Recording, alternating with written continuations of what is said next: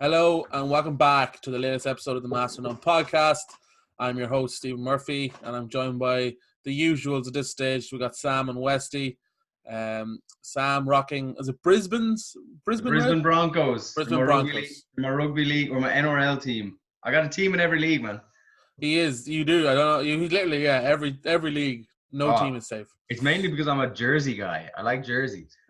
Yeah, that's fair enough. And we have also Westy rocking just a Connacht top. Just a Connacht top. Nice. Celebrating the new signings today, man. Yeah, well, do you want to touch on that before we get into the Super Rugby? Yeah, I mean, I think exciting signings anyway. Yeah, there's been a lot of we've had a lot of transfers in, and there's been some talk of it's players from other provinces, which is is a good thing and a bad thing. Some players that people are saying are the leftovers, some players that people assume will spend a season or two and then leave. So it's really nice to see two players come in with fresh heads. Again, I don't think it's settled on the contracts where they're 2 years, I'd say at least. So yeah, they tend to be 2 years. The only one that I'm thinking it might not be 2 years. I'm just thinking in the past we've seen the likes of Piraki come in for like a year-long ones when they're the non-Irish qualified. Sometimes they come in for a year and then sign a second year midway through that year, depending. It's kind of a 1+1 instead of a straight 2. That's the only thing that might be, I think, might get in the way of the fact that it's 2 years. I presume it's 2 years because that's our usual go-to. But if that's the case, if it's the 1+1, it's happy days either way. There's a lot of kind of people moaning on forums and on Facebook and Twitter that we hadn't signed anyone from outside of the provinces for this year. Kind of saying like, oh, these are cast-offs. Not taking into account that Andy Friend can work with players differently to other coaches have worked with them. I was excited by all our signings so far, but I'm really excited by this now. I like the idea of a sevens player coming in. That's always going to. It might not work, but if it does, it's going to be explosive and fast and fun to watch.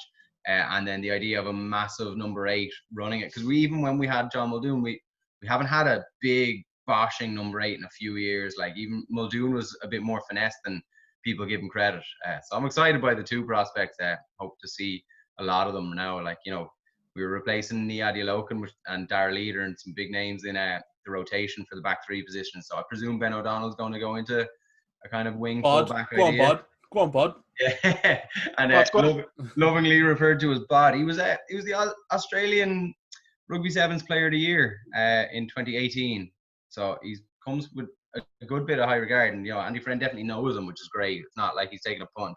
He knows his attitude. Like, you're not bringing someone over from Australia if you've worked with them before and they have a bad attitude. So it's exciting times. I'd say that's probably the end of the big business. Maybe 1 or 2 more smaller signings, like rotational signings, but I doubt you'll see any more starters coming in anyway. Yeah, as I was saying before Sam jumped in and cut me off there. I'd say there'd be 1 or 2 more maybe smaller scale signings coming in, but I think I said on Twitter earlier, I think it really is looking like a rebuild year, but a promising rebuild year, because there's a lot of experience coming into the squad. It's not a heap of young lads we're investing in for the next year. It's kind of, there'll be a lot of rotation because it's Connacht, and there always is. But again, if we can stay relatively light on the injuries, I think it's really positive the way Andy Friend and the guys were talking about these first 2 games against the other provinces that are scheduled for August, that it's kind of a chance for the lads to step up and say, put me in the Ireland squad. And the goals, they talked about it in the AGM during the week, the goal is to win next year. Now, I don't think that's incredibly likely. I think it's definitely possible. But I think successful this year, and I think definitely contenders following year. It's interesting, though, the 2 new signings both announced to arrive before the 2021 season. I don't know when that's going to be. Like, are they going to do what the South Africans have done in Munster, come and quarantine and be available for pre-season from now? Or are they going to do what Southern Hemisphere players have done in the past, and that's kind of arrive bang on the start of the season? We're definitely, I don't think, because that was announced as from the 2021 season, I don't think you see them in the Interpros. I think that they're purely a next season idea. So I'd like to see them get here as quick as possible to start learning, because I think that there'll be a very short turnaround in terms of preseason. You might go from this kind of finishing off of whatever current format we have straight into next season with maybe a 2-3 week break. You don't reduce your preseason. But as you say, yeah, it's exciting to sign this kind of players. And I've seen Andy Friend just an article or something like that, but he's saying that this has been months and months in the works. It's not like flash in the pan or a quick decision. So that's also a good sign too. But sure, look, we'll only see, I suppose, as the season progresses and when they actually get playing. But we'll move on to our New Zealand counterparts. Super Rugby are at the row week 4, lads. 4th weekend of it. 4th week, yeah. It's going quick. Flying. I love it. Yeah, it's great. We'll also mention a bit of the Australian, but we'll get on to these games first. But the first game starting in the morning was Highlanders versus Crusaders. Pretty much a decent contest for the first, 60, 65 minutes, basically, for Crusaders, who seemed to kind of up the pace and up the gears. Finally got out of 3rd or 4th gear and actually started actually moving at full pace. But Westy, what was your kind of initial reaction to this game? Did you watch it live? Yeah, I did. This one was the one. It was on Saturday, wasn't it? Saturday, yeah. I did watch it live. I think obviously people have said it already, but the scoreline's not really indicative of the game. Like it was a lot closer than that. Like for whatever reason you want to say, like I totally agree. The Crusaders didn't hit 4th gear until the last 20 minutes. But I think it was a great game for the majority of it. You know, especially the last try. I mean, it's a brilliant individual effort by Will Jordan, but it's because of a stupid offload. You know, if Highlanders had held on to the ball there, you know, we could have seen a much closer finish to the game. I think people like David Havili had a great game, although he was desperate to get over the whitewash himself. There was 2 occasions where he held on to it. And the ball should have been gone. Yeah. Now, I think they both ended up in tries anyway, but that's a guy trying to, he wants his All Black jersey back. Yeah, definitely. But just even the first try, the standard of finishing in so far in this league has been incredible. Like right in the corners, well, you know, Siva Reese has one. Siva Reese in this game has another one, and it's just like they're so in control of their body all the time, going in for the corner and stuff. It's incredible. Yeah, that the first try you talk about, that's Jordan's first try where he gets into the corner. Yeah, it's an unbelievable finish. It's sensational kind of work for him to get in, but they made really hard work of it. They had about a 3-man overlap and not one player committed a player. And that's why Jordan is pushed so far into the corner. Like, you're taught from such a young age in rugby to, like, commit your player, you know, step inside, take him out of the game. And none of them did it. They were drifting and passing until Jordan has such little space to work in. And fair play to him for getting it. But, you know, the Highlanders' last-ditch tackle that nearly pulled him out, like, it went to TMO and everything. That shouldn't have been the case. They should have been committed players. They should have been completely taken out of it. Like, I don't know, like, we've all played rugby at different levels, and you go through trainings, and the second you've done kind of passing along drills, the next thing you do is commit a man and pass. You know, you step back inside, or you hit him with your hips or whatever. That's the next step up from it. Like, these players shouldn't have been the case for that try. Like, it's a great finish. It showed, like, Jordan is such a talent. It's ridiculous. Like, I was watching, I was like, this man is just out of this world. But yeah, they made such hard work of that try. We'll touch on Jordan in a second, but after that first try, it was kind of all Highlanders then till the half time. Shannon Frizzell scores Highlanders' first try. Westy, I do believe you've got quite the Shannon Frizzell story. Why don't you enlighten us? It's really not that entertaining a story. I was in Japan for the World Cup there, just gone in November, and true to form and my excellent record of airports, I got my flight times wrong. So I thought my flight was at 9 o'clock Wednesday morning, but it was at 9 o'clock Wednesday night. So like I booked a hotel by the airport that was expensive. I stayed out there, woke up in the morning and went to the flight desk. They're like, it's 09:30 p.m. And I was like, but 09 is the morning. And they're like, the flight's not till later, mate. So what are you going to do? In fairness, I can see how that's not, you know, you're a military man, obviously. You read 24-hour clock.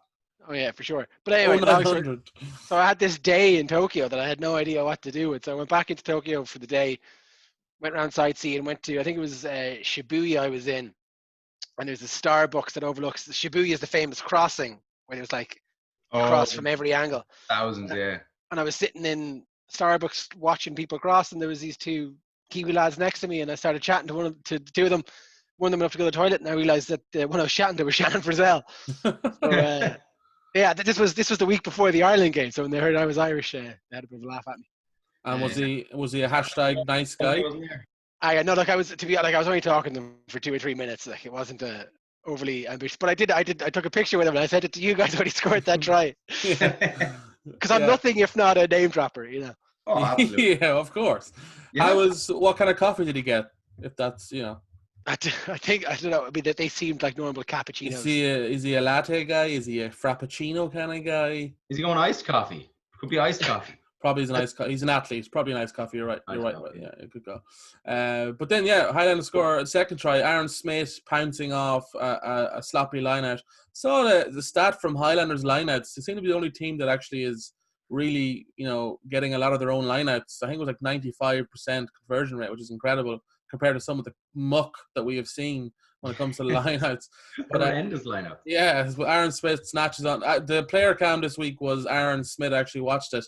It's pretty good actually. I'm sure if you were an up and coming scrum half, it's very actually educational because he just seems to be everywhere and just bossing people around the pitch. But he was brilliant. They scored a nice try over in the corner again, and going into the half time, they lead 17-14. So when you was watching this, did you feel like they had a real chance here, or did you still kind of think Crusaders here can just up it and continue on? I kind of felt like Highlanders were doing really well, but I just felt like we have seen in the past couple of weeks with Crusaders, it's just you just knew that there was another gear, and when they wanted to just be smart and they wanted to get tries when they needed, they have individual brilliance, but they have the ability to just take it up a notch. Like Highlanders were playing out of their skin to be in the position they were in, and Crusaders, like I was aware anyway, and I think you lads were the same. It's just being aware that they have another level that they can get to easily. They can go between levels where some teams have to be at 100% to play at 100%, but Crusaders can turn it on for 10 minutes and just, you know, it's 40-20 at the end. And if you had said to me after the game, if you didn't know the score, you know, it was like that was a 27-25 game, I would have believed you because it was very close for most of it. And then they take it away when they want to. Like, I think one of the key kind of things that worked against the Highlanders, now I completely agree that Crusaders always kind of had a second gear, but I don't know the exact penalty count, but I think Richie Mwanga had kicked 3 penalties in the first half. I think it was 13-7 the penalty count was in the end. Like, it's amazing. I think Crusaders have played the least rugby and they've kind of adapted to the rules the quickest. So I think that penalty count really went against the Highlanders in that sense. As we said, I think we mentioned before, having that first week as a bye, you kind of got to see from the 2 games kind of what, like, how strict the referees were going to be. But it still took other teams 2 or 3 games to get that penalty count down, whereas Crusaders, as you say, seem to have done it. I think the first game they had a bit, but now, yeah, you're right. They've seemed to have adapted perfectly well. So, they just, you're looking at like the team. We've seen Sevu Reece score at the end, but they're replacing studs with studs. Like your man I'm going to butcher this now, but Lester Fanganaku, he's the winger, is playing 11. Like he was brilliant. Havili was unbelievable at fullback. Like they can bring in whoever they want. It's like we were talking about last week, just the strength and depth of this entire league is like Crusaders just embody that. They've got players sitting on the bench there.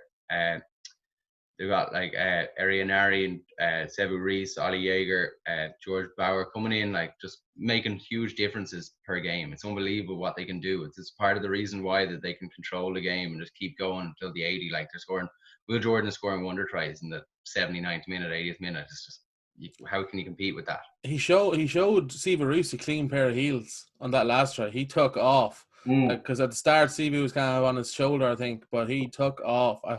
I pray to God his hamstrings last because he's only. We'll talk a bit on Jordan at the moment. So he's only 22. He's only ever appeared for the All Blacks on the 20s team. I'm assuming this year is the year he's going to get his first kind of cap.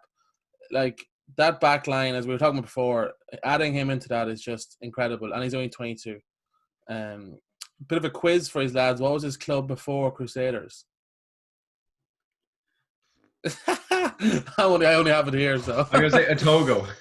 No, Tasman, obviously. Tasman. Lads, come on. Tasman. Oh, how do we not get that one? I know. God, you guys suck. Is that who Gatland used to coach before he came to Connacht? Oh, we'll get to Gatland. Don't you worry about that. I feel like I've cursed Gatland ever since that was the second episode. They can't get anything going, but final score 40-20. Yeah, definitely harsh on Highlanders because the Crusaders scored 2 tries in the last 4 minutes. So really definitely wasn't fair on them. But Highlanders next game is away to the Canes, and then obviously the next week, this Saturday is what if it was the Premier League, they'd call it a Super Saturday. We've got Crusaders and Blues, which is just gonna be. We're gonna watch that in Sam's house. We're actually having drinks Friday night, so we're gonna be hungover tweeting that game probably. But we'll get predictions at the end. But that is gonna Everyone's be invited. Sam's address is yeah. Hey. No, don't give it that address, but if you want to text him, his number is 08. Sure, I've got the new COVID tracker app. Everyone has all my details anyway. Oh yeah, we're all watching a live stream of your entire life, Sam. But yeah, just again in that game, I think Yep. we see it again and again. Like it's a wealth of riches in the backs for New Zealand. Richie Mwanga was unbelievable. Oh, so good. That hit, I think it was in the second half. Phenomenal player. Yeah, really coming into his own now in this competition. What age is he? Is he late 20s? 26, 27, I think. 20s, yeah. I'll just double check quickly, but I think he's 26, 27. Getting on that with as well, just going back to, I know we were just chatting about him, but Will Jordan, it was really nice to see that he played both wing and fullback, for that fluid kind of backline that we presume New Zealand are going to go into, because every player seems to be an out half and fullback, or centre and wing, or wing and fullback. They're going to be so stacked at every point in the game. There's never going to be a point where you've got someone standing in at 5'8" or whatever you want to call it in New Zealand. I'm going to call it out half, that you wouldn't trust, and then there's going to be no one left in the backfield that you wouldn't trust. It's so good for them. It's lovely to see. We have too many kind of specific centres or specific wingers that can't do a job somewhere else in Ireland and the Northern Hemisphere. New Zealand, they're just so fluid with their abilities. Yeah, I think that's especially good to have. In terms of winger and fullbacks, centers tend to specialize a bit more. Obviously, your halfbacks are going to be specialists. You'd like to have someone who is a specialist fullback, but then can adapt to a wing position. Don't get me wrong, it's great to have specialist wingers as well, but I think that they're the positions you can really move around and experiment with, and that's what New Zealand are doing, because we get on to probably the greatest fullback to ever grace the pitch on a Sunday. Geordie. Oh, not Bowden. Yeah. Geordie. Yeah, well, so we'll move on. Yeah, Chiefs Hurricanes was on Sunday morning. Hurricanes finally getting a win over the sorry-looking Chiefs. That was a well-fought win for the Hurricanes. Sorry. Well, look, we'll start with the Hurricanes fan here, Sam. What was your kind of initial reaction to that historic win? It was it was a really nice game to watch. It was exciting. I think Hurricanes had done a lot in that week off. They've come back and defensively, where they had looked quite suspect in the first two games, they had been letting in some soft tries and they'd been a bit all over the place. They were so solid on defense. I think, Wesley, you said it to me watching the game. You just texted, just defensively they were brilliant. And then when they went down to the 14 men for the full 20 minutes, it ended up going on to the entire last 20 minutes because they didn't get the player on in time. They just defended unbelievably. They defended 14 men, but were so solid. I think it was great to see. And then from personal point of view, players that I love watching, Ardi Savia having a good game was so nice, because he impressed for the first game and a half really of what he had played. And then Jordy Barrett being back on the pitch and looking like he hadn't gone away, no loss of pace. He didn't seem to look very rusty. He was hitting 58-meter penalties, absolute nuts. It's a great kick, but it's the longest run-up I've ever seen, because the penalty was awarded 10 meters back. But that kick had another 10 yards on it if it had to. So he probably would have kicked that one as well. Yeah, it was great. I was very happy with the kind of fluidity of the whole team. It looked a lot more cohesive than it had in the past couple of weeks. So a week off kind of done us good now, and we're making our charge for the top of the table. Done us good. I get so invested in things. It's ridiculous. I get way too invested in teams and stuff. If I'm supporting someone, I'm all in. Yeah, well, fair enough. Westy, what did you kind of think? What's going on with the Chiefs? Because I know it looks competitive at the end, but they got a penalty try and also the red card at the end. This could have been a lot more comfortable than it actually was towards the end. So, what did you think yourself? Yeah, no, again, I thought it was another great game and I did really enjoy it. But I mean, and I did. I text Sam, or I text both of you and said, the the Hurricanes defense was phenomenal, because it was. But at the same time as that, like, I don't know, Chiefs, not to take away from the great Hurricanes defense, but Chiefs didn't, not only did they not have an answer for the great defense, they didn't seem to have any questions to ask them. You know, like, there was no point where there's no point where the Chiefs had the ball where I was like, oh, they're going to score here. I was like, it was almost uncomfortable to watch them attack. Now, again, like, anyone who understands rugby knows that, like, that defensive pressure creates that. But at the same time, normally you see one or two things happen, and it's just, I thought last week with Sam Cane coming back, I thought, great, now to level up, they'll start to hit a stride. But I didn't really notice him on the pitch at all for the last few weeks. And it's not as if the Chiefs haven't got playmakers on the pitch. You know, you have McKenzie, you have, as you say, Sam Cane. These aren't crap players, but it just doesn't seem to be clicking at all for some reason. I don't. To add on to that point, like, it's exactly like you just said, Smurf. It doesn't seem to be clicking. Like, McKenzie and Cruden look like two individuals trying to force something, trying to make something happen. There was a few times Chiefs took it up when they should have, just played smart and kind of played through the phases. They look like they're kind of almost, if you're in the playground when you're a kid and there's that kid that's just way better than everyone at soccer, just runs the pitch because no one else is good enough to really bother passing to. That's what they kind of look like they've been doing. They don't look like they're part of a cohesive unit at all. It just looks like two individuals trying to have moments of magic, and the rest of the team just don't look cohesive. They don't look together as a team at all, and it's a shame, really, because I know, like, we'll obviously get onto it, and you'll give us a bit of a slagging about them. But Gatland's Chiefs teams in the past, everyone's always bought into what they're doing, and the team have always done it, and it's worked or it hasn't worked, but it's always worked or not worked together. Like, you've seen Lions teams go to the absolute ends of the earth to play that Gatland way, and you've seen Wales teams do it in the past. It's just a shame to see the Chiefs not doing that, unless, or it just looks like there's kind of miscommunication or something there. It doesn't look like it's working. Yeah, and I'm obviously joking about the Gatland thing. He's a great coach, but you're not. We know you're not. Hashtag Gatland out. Hashtag it's still trending worldwide. No, I think, well, as we mentioned before, the problem is they don't have next year to also work on this. He's gone with the Lions, so this is like a 3 or 4 year plan now, instead of just like a possible 2 year plan. So that's the real issue the Chiefs are facing.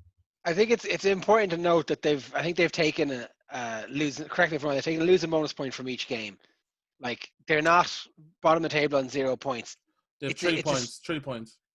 Yeah, it's a season of they're playing each fixture home and away, so there is a chance for them to kind of regain some credibility. I think before pre-COVID they'd lost 2 and then they went on to win 5 or something like that, or gone on to win 4, I think, maybe. So that, like, there's hope for them to get some respect back, maybe, but it's difficult to see at this point where it's going to come from. I know, like, with coaches like Gatland, it takes a year or 2. I know that, but you really would hope that they find something soon, because as I said, it was almost uncomfortable to watch at times. It doesn't seem like there's no spark there. There's no, like, with the Crusaders, we see in the first game, it wasn't really clicking fully either there, but then they'd have a couple of moments of brilliance. But that doesn't seem to be coming from McKenzie or Cruden. It just doesn't seem to be there. And those 2 players are very much capable of producing those kind of highlights or kind of moments. But it's just, and they're going into a bye now, they have a week off, which could be a good thing, but it could be a bad thing as well. Sometimes after loss, you just kind of have to get out there again the next week and try and just get a win under your belt. But they have to wait another 2 weeks now. So, and look, Brad Weber is a decent scrum half. Like, they have a good team. Yeah, I think it's as you were saying a few weeks ago. Like, they are relying heavily on McKenzie. Even the penalty try was McKenzie, really. Like, Speaking of that, so do we think that was deserved or was it harsh? I think the yellow was extremely harsh. We spoke about this as it happened, kind of through WhatsApp. I think that by the letter of the law, it probably should, but I just think that there's a point where you can really, as a referee, make that decision whereby he's retreating. He can't possibly get back 10 anyway because it was within 5 or 6 yards. He is retreating. McKenzie's running. He gets the penalty try, which should be enough. I just think the second yellow is so harsh. McKenzie wasn't running. He was torpedoing into the defense. He just literally threw himself at it, which I respect. Sorry, Westy, go ahead. No, I was just going to say, like with the penalty try awarded, it's no harm done. Nobody was in any danger. Nobody nearly got hurt. Like, I don't think it was a yellow card. It was a penalty, and again, I'd like to see that happen had he not already had a yellow card. Yeah, I reckon it would have been a warning. I reckon it would have been verbal and a penalty try, and that would have been like. Even is it Coles goes up to he's on the ref, and you can hear him on the mic when you're watching it, like, and he's like, "You're not giving him a yellow for that." Like, he even knows it. Like, there's the instinctive, like you said, Smurf. He's diving into it. He's diving for the line. Like, he's getting back as much as he can. If there was 20 meters between where Mackenzie started running and the line, and he was possibly able to get back 10, fair enough. But if you were retreating to the line from 5-6 meters and the player diving, like, you don't have time to get back and make that tackle. Like, I just think that the penalty try awarded is punishment enough. I don't think you should be sending the player off for that. And these players are, like, if you watch the highlights again, they're kind of talking to the ref. They don't really see Mackenzie coming until he's nearly at the line. So it's just pure instinctive. They're not going to let him just waltz through. So, again, I only watched the highlights of this game. So was there a lot of, persistent fouling or penalties before that? Was it or was it just a one-off thing? I think it was a higher overall penalty card. I have it here written down. There was 26 penalties, I think, in the match. Okay, that's high. Yeah, so it's high enough. Yeah, no, because I was about to say that I didn't feel like it. I didn't take note of it. Before that incident, like, were they constantly penalties, or was it like a?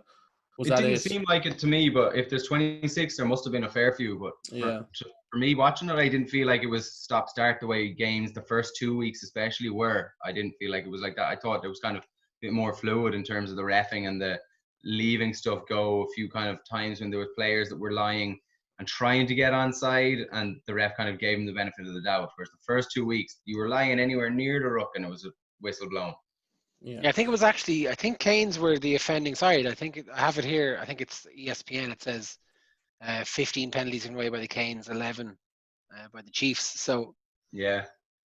What was this? So the second yellow then, or the first yellow? Again, the highlights, they really have to work on their highlights. You see so little, but was that also deserved, or was that harsh? What was that for? It was repeated infringement. So he was unlucky to be the one. It was Scranton was his name. Yeah. He was unfortunate to be the one who got it. I think it was it at the line out that they gave him the yellow, and there'd been enough warnings. Yeah, there'd just been a few in a row. That was probably a bit of a response to the 10 meters that they got for that penalty before halftime as well. Because I think it was around 50 minutes or so that he got the yellow. All right, okay. But that's fair enough. But then the Canes definitely hanging on a bit towards the end. Chiefs came back. In fairness, showed a bit of fight there coming back. But again, as I said before, I think this is flattering towards the Chiefs when it comes to the scoreline. As we said, the Canes seemed in control of it, from what I saw anyway. Yeah, well, like Canes played with 14 men it was like 18 minutes. So that they had the red, and with the 20-minute rule or whatever, they had the little 20-minute clock, but the 20-minute clock was running out before or after the game was going to be over. So they played with it for about 18 minutes or so with 14 men. That clock's probably not needed at that stage. Yeah, they did. They defended well now, in fairness. Really well, considering they had 14, and well throughout the entire game with 15 on the pitch and 14 on the pitch. So is that the first red card we've seen with the 20 minutes? I believe so, yeah. So that's why your man who designed the graphic was like, we're putting it up. It's week 4. We haven't got to use it yet. I put loads of time into this. Here you go. He's on commission. He's like, every time he gets used, he's like, cha-ching. So next, obviously, as we said, the Canes are now at home next week to the Highlanders. As I said, the Chiefs get a bye, which I don't know at the moment. I don't know if it's a good thing or a bad thing. Well, probably a good thing. Just they have time to work on stuff and let everything kind of settle. But we'll get some predictions then for next week's game. So we'll start off with we'll leave the blockbuster towards the end. So we got Hurricanes hosting the Highlanders. Westy, we'll go with you first because we all know what Sam's going to say. As much as I hate to see Sam Ardell happy, I'm going to have to go with the Canes. I think the form they showed last week, like they were so good the other day. Highlanders are going to be. I think it's going to be a great game. I mean, everyone's thinking about the other game, but I think this is probably the best week of fixtures, maybe based on the forms of the teams. Just because the Chiefs aren't playing. It's coincidence. Just a coincidence. Hashtag got it out. I agree. I think Hurricanes, they look really exciting going forward. They've got some great players. Just watching Jordy Barrett is really all you need to look forward to. And in the last few years as well, he hasn't lit up really yet, but Ben Lam is an unbelievable player. He's so exciting on the wing, and I really want to see him kind of just take it the way he's been the last 2 seasons, the season before COVID and before that. Like, I've been following him on Twitter and Instagram for years. You know, I've become highly, now it's the only rugby on TV, but I was passing fan until now, and his name is forever popping up. He's Sam's highly invested in the Lamb family. massively invested in the Lamb family and lamb dinners. I'm a huge and as if Artie Survey plays as well as he did yesterday or a couple of days ago as well, then he'll be on good form too. So I think one of the big threats, you know, again, we're all talking about Will Jordan, and I think I said this during the week, like Will Jordan has these, you know, individual breaks and these great moments, but I think like the way Jordy played, the way Jordy came up to the line, like offloaded, I think, for one of the tries, I just think like that was a near perfect return to play for him, and I think he's just going to be better next week.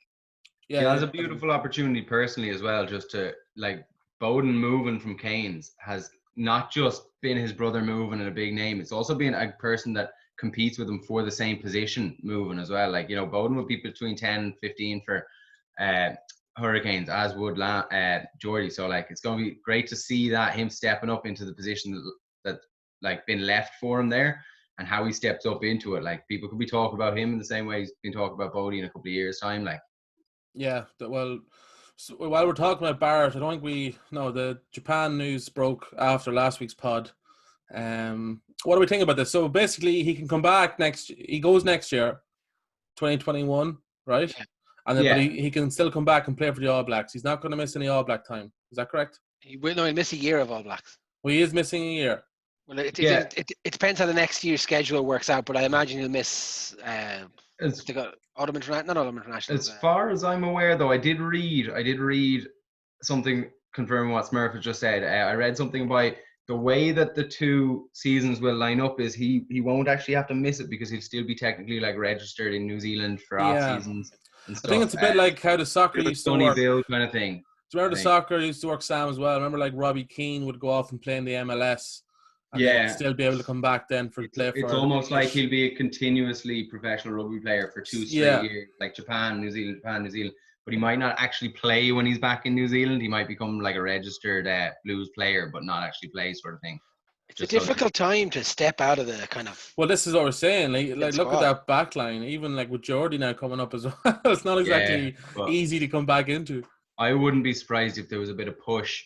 Blues made this transfer well before COVID, and now we're paying huge money, especially in New Zealand, where money is not, you know, big players stay in New Zealand for the pride, not the money, and they paid a massive amount of money for them. I wouldn't be surprised if this was a get the wage bill softened a little bit with the current climate. Like, that could have definitely been a big thing for it.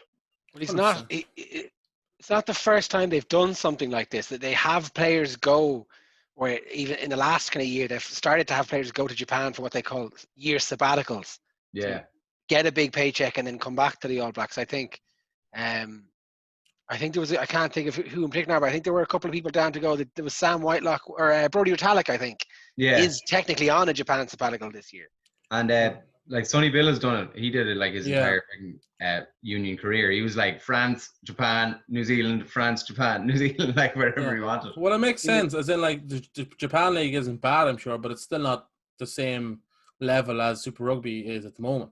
So, you know, why not go over there? You know, shouldn't get too many knocks, shouldn't get, you know, too much mileage on the clock, make loads of bloody money, and then still come back.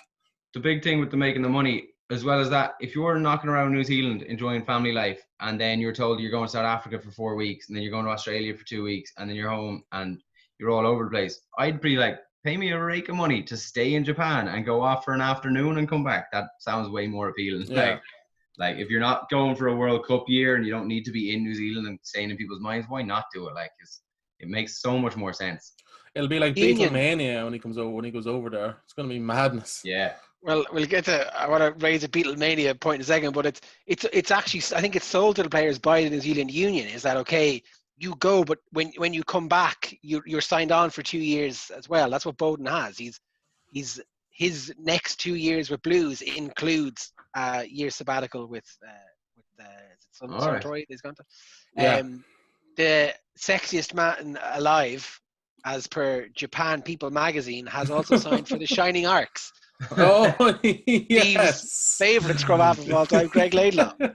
Oh, man. How did I nearly forget? Yeah, incredible. Even he's probably tall for, as they say. But yeah, that's a strange one. I can't imagine he was that desirable, is he? It's a wealth of experience. Yeah. Don't know as well though, like with these Japan teams, you don't know what coaches are playing or what coaches are coaching there that have previous experience with these players. And if you're struggling for, a knowledgeable head, someone with good experience, and you know that like a contract is running out, you just give them a shout. I'd say that there'd be plenty of, like you see in like the Hong Kong leagues, you see Irish coaches and plenty of kind of lads that had 3-4 year provincial careers that go off there and play like a semi-pro for decent money and live like kings over there, because the coaches know them. They couldn't be arsed scouting because they don't have the money to send off scouts for months on end, not like soccer or provincial rugbies. So those sort of coaches are probably sitting there using their contacts and using their knowledge. Yeah, I think you've kind of hit the nail on the head there. I think one of the things that, like, I don't want to call Japan a developing rugby nation anymore because they're not really. But one of the things that you miss in countries like America or countries like maybe like Uruguay as well is that, like, specialist positions are really few and far between. So people who have grown up, like spent their whole life playing scrum half or out half, doesn't really happen because in those countries you tend to come to rugby a little bit later, maybe around 16 or 18 or 20.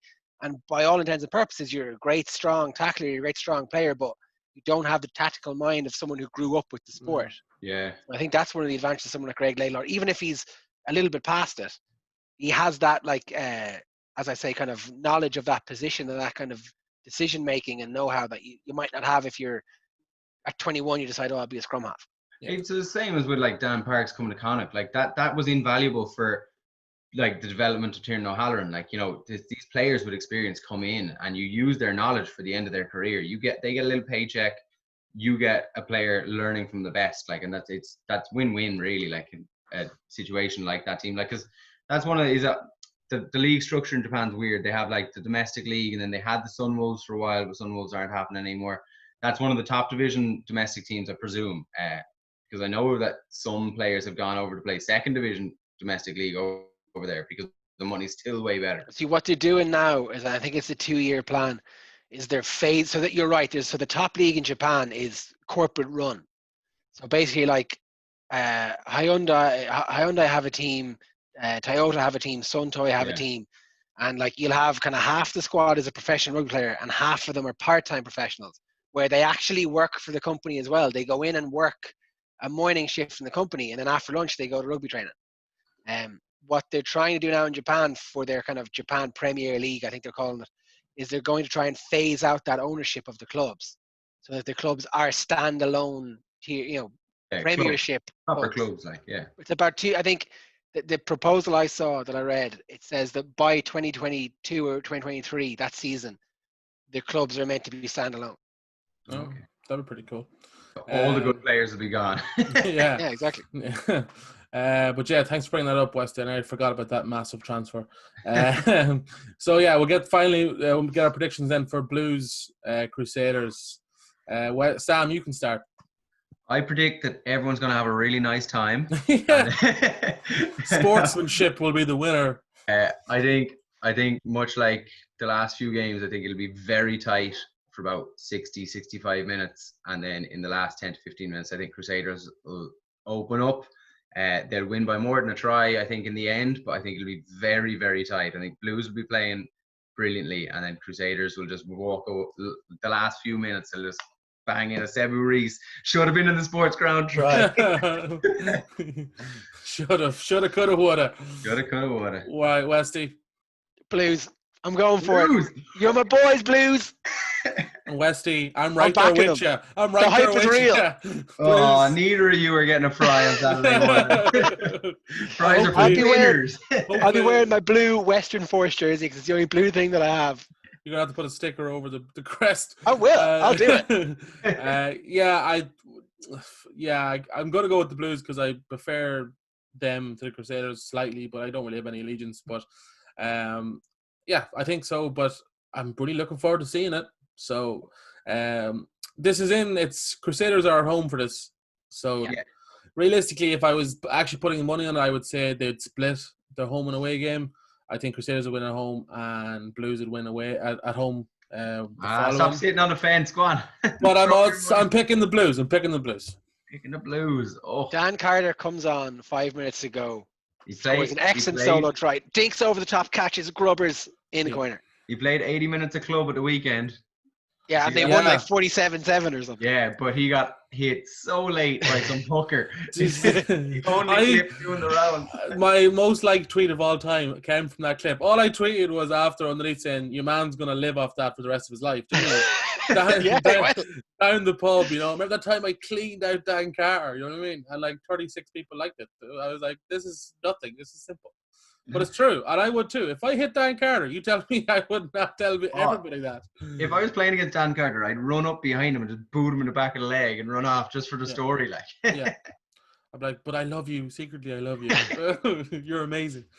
But yeah, exactly. So we're interested to see now, Sam. You might have 1-0 up on us in the predictions come next week, but I'm gonna go with Blues too. Westy, we gotta believe. Westy. But yeah, look forward to our tweets Saturday morning from Sam's house. And hungover tweets are always our best tweets too. Westy, you're going to be tweeting. I'm going to make you tweet. I was quite active today on Twitter. Because of Connacht stuff. That's what I posted about. That's what I posted about. I had a very funny GIF about the Highlanders dressing room. You're a big gift guy. I'm a gift guy. Massive gift guy. Yeah, they're brilliant. I only learned what Smurf only showed me what they were like 2 years ago. Yeah. I love them. It was education. Is it GIF? It's definitely not GIF, no? No, it's GIF. It's GIF, but at the same time, like Gillian with a G is also Gillian, not Gillian. But look, English language is weird. Listeners, throw it out to us. GIF or GIF? Let us know on Twitter. And if you say GIF, unfollow. I don't think you can afford to lose any followers, Steve. No, I can't really. Someone tweeted that as well. One of the lads that listens to, I remember he's like, "Oh, I said some slander towards Nick Foles." In another podcast, he's like, "I'm leaving." I was like, "Please don't go. Please stay." All right, boys. Yeah, speaking of Twitter, you can follow me at none_podcast. Facebook, Instagram, YouTube is also Master of None Podcast, and you'd see all of our content there. Lads, thanks for joining me, and we'll see you next week. See you next week. See ya.